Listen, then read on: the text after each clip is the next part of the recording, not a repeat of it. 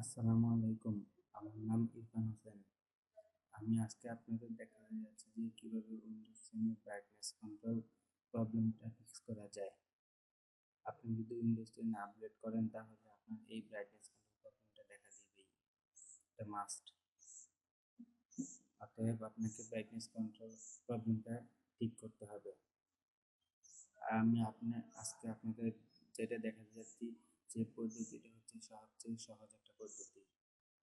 আপনাকে উইন্ডোজ 10 এর brightness control setting problem fix করার জন্য যা করতে হবে এটা আমি আপনাদের আজকে দেখাবো।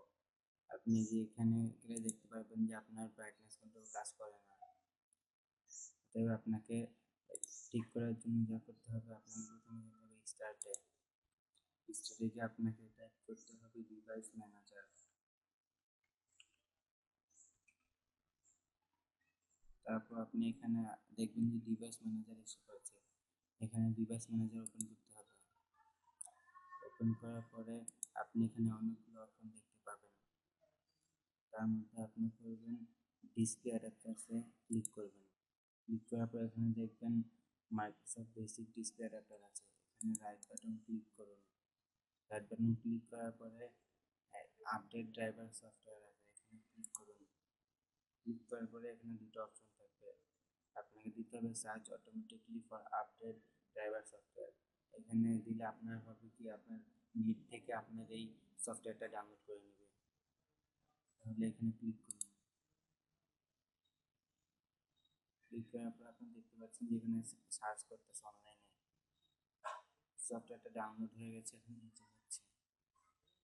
ইনস্টল হওয়ার পর্যন্ত একটু ওয়েট করুন।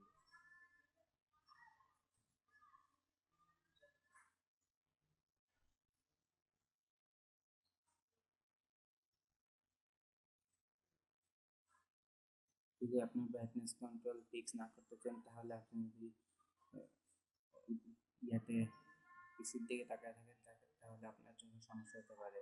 জন্য আপনাকে ব্রাইটনেস কন্ট্রোল ঠিক করানো জরুরি। সফটওয়্যারটা ইনস্টল হচ্ছে। Install is complete. Windows has successfully updated your driver software. এখন এটা ক্লোজ করুন।